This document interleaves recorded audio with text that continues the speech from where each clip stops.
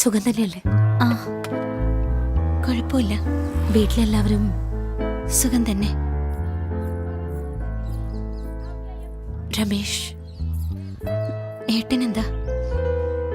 അങ്ങനെ തന്നെ.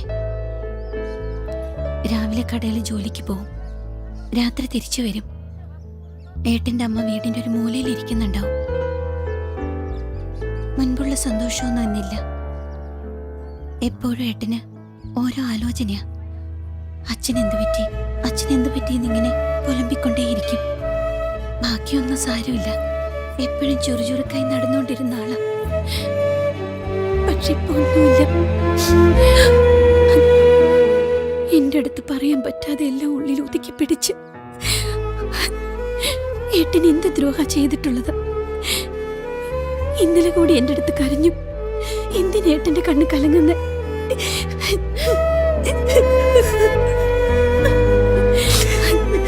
അനാവശ്യമായിട്ട് എന്റെ കഷ്ടങ്ങളെല്ലാം പറഞ്ഞ് ഞാൻ നിങ്ങളെ കരയിപ്പിച്ചു. ഇല്ല, അതൊന്നും അല്ല. ഇല്ല, ഞാനങ്ങനെ പറയാൻ പാടില്ലായിരുന്നു. സോറി. ഇല്ല, ഞാൻ പറയുന്നൊന്ന് കേക്ക്. രമേശിന്റെ ഫാദറിന്റെ മരണത്തിന് അരവിന്ദ കാരണം. രമേശിന്റെ അച്ഛൻ കൊടുത്ത പണം അരവിന്ദ സൂക്ഷിച്ചു വെച്ചിരുന്നത്.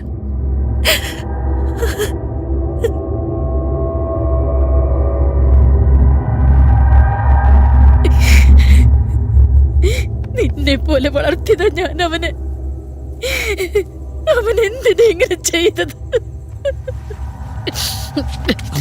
ഇല്ല, എനിക്ക് അവനെ ഒരു തവണ കൂടി കാണണം. അവന്റെ മുഖം കാണണം. നിന്റെ അച്ഛനെ കൊന്നവനെ ഒരിക്കൽ കൂടി എനിക്ക് കാണണം.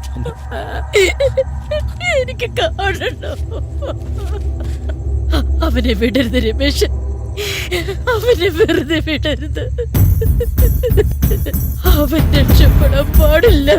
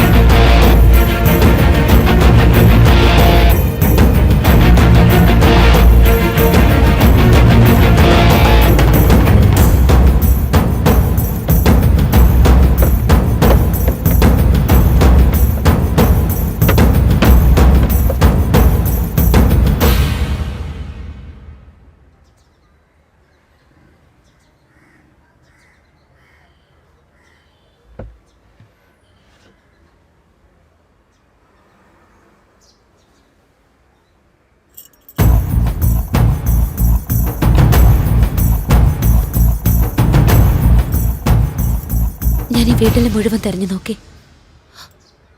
പണം ഇവിടെയില്ല.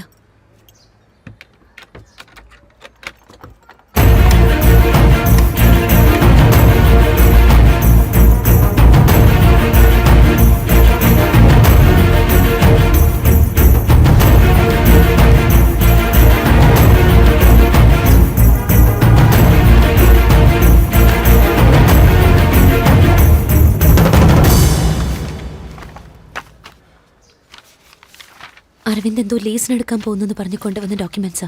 എനിക്കതിനെ പറ്റി ഒന്നും അറിയില്ല.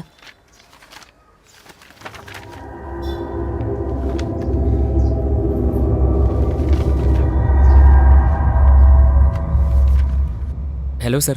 പറ. അരവിന്ദ് സാറിനെ കാണാൻ പറഞ്ഞു. നാളെ ഡീല് ക്ലോസ് ചെയ്യാൻ പോവല്ലേ, പിന്നെന്തിനാ? അതറിയാം സർ, പക്ഷെ സാറിനോട് എല്ലാ കാര്യങ്ങളും സംസാരിച്ച് ക്ലിയർ ചെയ്യാൻ പറഞ്ഞു. എന്താ ഇത്? എത്ര പ്രാവശ്യം പറയാ? മൊത്തം 1 കോടി രൂപയുടെ ഇൻവെസ്റ്റ്മെന്റാ. മാസം 10 ലക്ഷം രൂപ വരെ കിട്ടും. അടുത്തുള്ള സ്ഥലങ്ങൾക്ക് ഡെവലപ്പ് ആയിക്കൊണ്ടേയിരിക്കുക. ആ സ്ഥലത്തിന് നിറയെ ഓഫറുണ്ട്. നിങ്ങൾ മുഴുവൻ ബ്ലാക്കിൽ തരുന്നുണ്ടാ നിങ്ങൾക്ക് ഫിക്സ് ചെയ്തത്. ഡീലൊക്കെ ഓക്കെ സർ, എന്നാലത് സംസാരിക്കുന്ന സ്ഥലമാണ്. ഇവിടെ നോക്ക്, ഞാൻ എല്ലാ ഡീലും പാർക്ക് അവന്യൂലെ ഫാമിലി റൂമിലാ തീർക്കാറ്. രാവിലെ 7 മണിക്കോടെ വന്നേക്ക്. അത് ഓക്കെ സർ, എന്നാ സമയം 7 മണി വേണ്ട, ഒരു 9 മണി ആയിക്കോട്ടെ. അതാണ് ഞങ്ങൾക്ക് നല്ല സമയം. ശരി, ഓക്കെ. ഓക്കെ, എന്നാ ഞാൻ വരട്ടെ സർ.